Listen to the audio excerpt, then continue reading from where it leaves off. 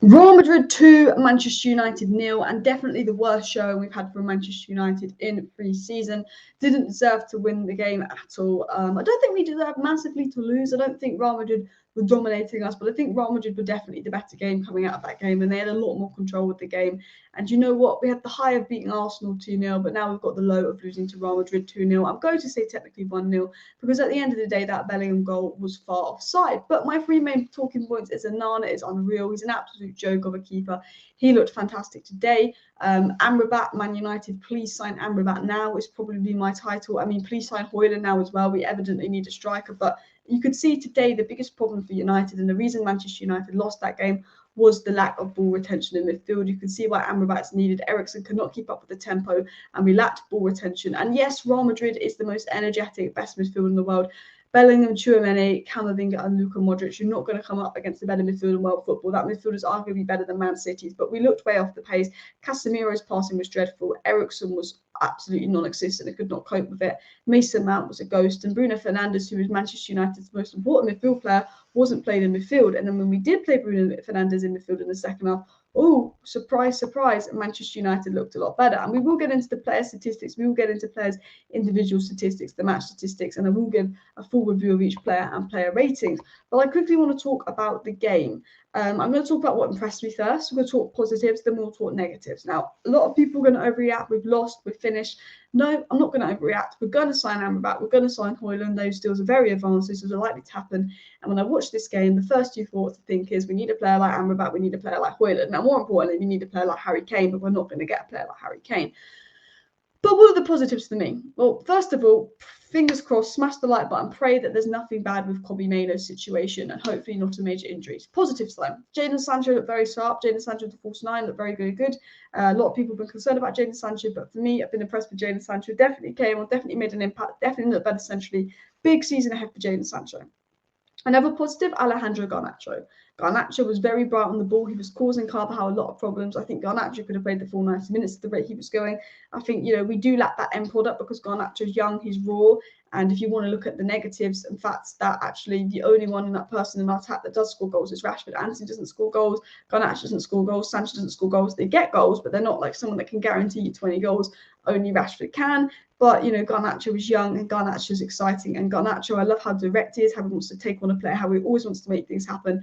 And we needed that today. And Garnacho's definitely got a scary ceiling. Another player that particularly impressed me was Facundo Pellistri. I thought Facundo Pellistri was a little gem. I think Facundo Pellistri is incredibly intelligent, a very good player, and I don't think he's going to get the minutes he deserves at United. He plays for Uruguay for a reason. He is a good player, and it's really important that Pellistri goes and gets a good loan. Another positive I actually thought was Wan-Bissaka. He actually grew on me throughout the game, getting into the right positions, and I've been impressed with Wan-Bissaka so far. I thought Sandro Martin and Varane were fine. I think there's a little bit of rustiness to begin with. They're probably just not used to actually someone like Onana playing behind them because there was times they went back to get the ball and Onana was there to sweep the ball back. And we're going to talk about Onana because at the end of the day, Andre Onana was the main positive for me. The guy is an absolute joke. How high he was off his line. I'll show you his heat map in a second. Compared to Real Madrid's keeper, he was particularly high off his line. He was coming in. He was almost being that third centre back at times, which was probably what allowed Wan-Bissaka to push so far up the pitch. And for me, Andre Onana was the stand-up player. He was what was worth staying up for because at the end of the day, I've stayed up for this match. I'm incredibly tired. And you know what? I did struggle through bits of that watching on, particularly the first half. The other positive is it got better in the second half. Even the B team, even our Leicester team, the B team, we talk about how the B team isn't good enough. When we came on, when we put McTominay and Maguire on, we looked better. But Onana definitely made it worse. Definitely made it worth staying up, 100%. We were so excited to see him. And that wasn't even Onana's best game by a little bit. But to actually have a goalkeeper that can distribute the ball, that can allow us to play higher up the pitch, while it wasn't the best game and why United weren't brilliant, at least we got to see that. And United Robbo summed up the game pretty well. He said this was definitely our worst game in pre-season, but I put it mainly down to personnel decisions. If I'm being honest, it's not time to experiment now in these friendlies. It never will be. The starting front three failed in every way, and Eriksen's forced inclusion didn't help. And I think United Robbo is definitely right. It's not that Ten Hag's system doesn't work. It's not that United are going to be in trouble next season. I don't think United are going to be in trouble next season. I see people tweeting in the negative squad tweeting saying, I told you this player wasn't good enough. I told you this player wasn't good enough. I told you we never win with this player. Being negative, saying we're finished, this and that. being negative. I'm still being positive despite the loss, despite the game being mad, despite the game not being great. I'm still being positive because I think the reason we lost is because Rashford played striker and not left wing. Rashford's not a striker. He wasn't in the game. Bruno played right wing instead of in the middle. We could got no control with the middle, lack of creation. You need Bruno in the middle. The Bruno right wing experiment does not work, in my opinion, unless you're absolutely dominating possession. You've got 70% possession. Bruno on the right wing can work. But for me, Bruno did not work. Once Bruno moved to the middle in the 60th minute, how much better did we look? We looked a lot better. The last 30 minutes was the most enjoyable bit of that game. The first 5 minutes was the worst. Mainoo injury and Bellingham scores on a offside goal. And yes, they won 2-0, but one goal was offside. The second goal was a wonder fluke goal. If United had striker, if United had Harry Kane, I'm sure we would have scored a goal today. And we will talk about the lack of striker at United. But I think the reason we did lose is because if you look at it, Mainoo coming off injured disrupt the momentum. If Bruno had played in the middle and maybe Mount out wide, I think it would have been a different game. If we'd have had Casemiro, Mainoo, Bruno in the middle, Mount out wide, I think it would have been a different game. You cannot play Bruno out wide. I think realistically you needed Rashford on the left, Sancho centre forward, and Anthony on the right, with Bruno, probably Mainoo and Casemiro in this game, because I don't think you'd play Bruno, Mount, Casemiro against the big sides. I think you play Bruno, Mount, Casemiro against the side you plan to dominate possession against, and obviously Amrabat would have come in to be a more experienced player to do the Mainoo role. That's what United should have done. I thought the back four was fine. I thought they were solid. Yes, we conceded 2 goals, but I don't think they put a foot wrong. For me, we lost this game in midfield. Casemiro really disappointed me today. Just gave the ball away so much. It was ball retention. I said the biggest problem in this game was ball retention, and this is why we need Amrabat. And this is why the title is Man United sign Amrabat now. United in these big games against these big midfields, with that midfield that they currently have, will struggle. You need to be in much better control of the ball, not give the ball away.